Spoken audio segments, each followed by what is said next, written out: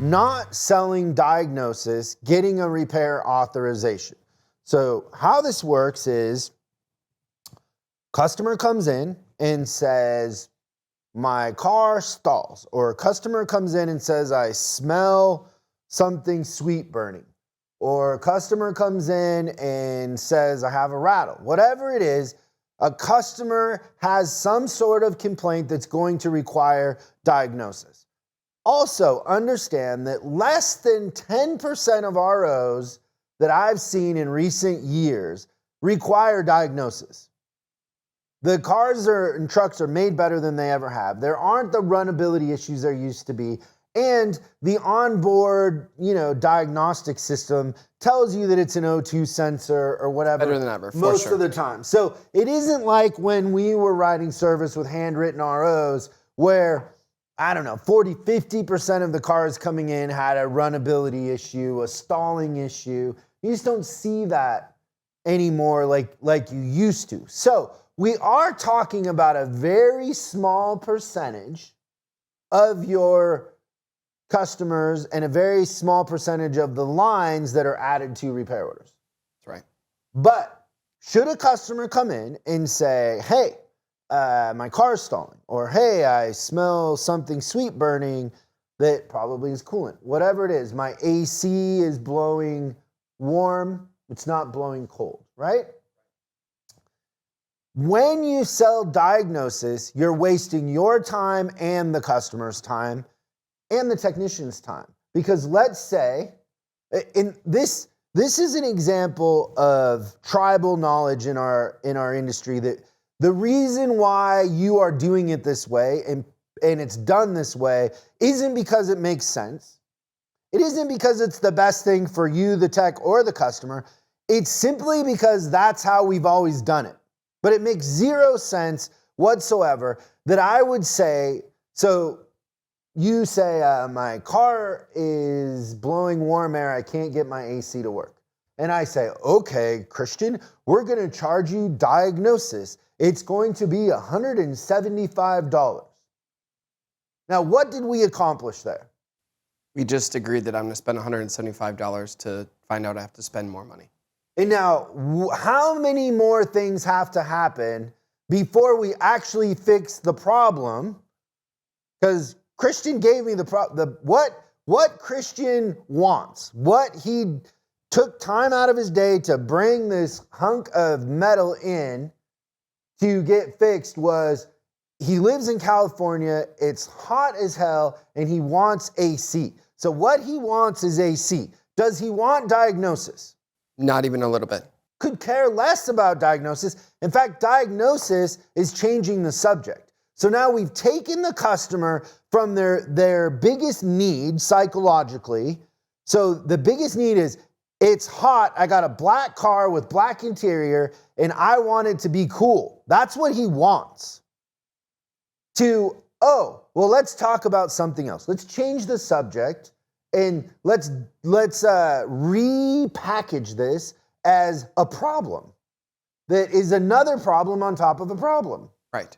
Now we're layering the problems and the complexity for the customer when the customer had something very, very simple that they wanted. Yes. Right? I think it's the first time that the customer actually comes in, and to that point, right before they talk to somebody, they're there to get their car fixed. The customer has it right. Yes, the customer has it right. They're there to get their car fixed. We then tell them it's an option.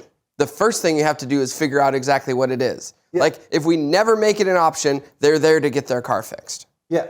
So now I'm an experienced service advisor. I get it. If you've only been riding service for a month, you're not going to really know how to navigate this. But if you've been riding service for a year, maybe a little less, you pretty much have already seen, especially if you're working in a dealership. An independent shop's a little different because you're working on so many different models. But let's just say you work in a Volkswagen dealership, you kind of have seen in a year patterns of what's breaking on which models, right? You have a pretty good sense. So now let's say, what kind of car do you want to have in this scenario with your AC not working? A Mercedes-Benz E-Class. Okay.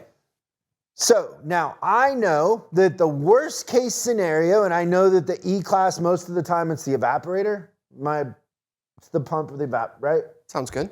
But the worst case scenario is going to probably be $2,200. Yeah, somewhere around a quarter, 2,500. Yeah, $2,500. So I know that because most of the time when that's the scenario, I've seen some ROs that I've written up that the technician has said it's the evap or whatever it is, and it ends up being about $2,500. So now, what we do is we say, okay, well, we need 175 to diagnose it in a normal situation, and you're doing this because of tribal knowledge and because that's just what you were taught to do, but it makes no sense. You're going to give it to the technician. What's the technician going to do? Evac and recharge. And then what's he going to do? Figure out that it's an evaporator. Okay, and then what's he going to do? Go to parts and get a price for an evaporator. Okay. And then attach the labor time, give it to an advisor. And then what's the advisor going to do? Advisor's going to call the customer. And where's the car now? Car is pulled outside because we're waiting on an answer. Right. And then they get a hold of the customer or whatever, right? And then what? And customer says, I thought you said it was going to be $175. Maybe. That does happen. And then What customer says, oh, geez, $2,500, that's so much.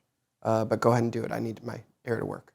Yeah. Okay. What else could happen right there? They could say, no, I don't want to spend that much money. I'll take it somewhere else. This protects you from that, right? 100%. So now what I would say to Christian at time of write-up is, okay, we're going to have to check it out and figure out what it is. Worst case scenario, it's probably the evaporator. I'm going to give myself $2,500 to work with. If it's less, it'll be less. If it's more, I'll give you a call. Let me say that again. Maybe write this down. And slowly. Say it slowly. Christian. Yes, Chris? I'm going to give myself $2,500 to work with. If it's less, it'll be less. If it's more, I will give you a call. And then what do I do? You fix my car. Maybe. But right then in that moment, what do I do? Well, you figure out how much I'm willing to spend. So if I say, well, I don't have $2,500. I've got a budget. I couldn't spend more than $1,000. So what I was going to say, you're right in what you're saying, but what I was going to say is I shut up. Oh, yeah. So I shut up, and then you're going to tell me most of the time, and I'm telling you this, we've been in thousands of dealerships, taught this to thousands of service advisors, and most of the time the service advisors come back and go, that was too easy. Thanks so much for watching this clip of Service Driving Revolution. We're uploading new stuff every day, so make sure you subscribe and click the bell icon so you don't miss out. If you have a question you'd like us to answer on the show, call 8333-ASK-SDR and we'll answer your question on the show. That's 8333-ASK-SDR. For special deals on our books and training, head over to offers.chriscollinsinc.com. Now that's offers.chriscollinsinc.com. I'm Chris Collins, and I'll see you in the next video.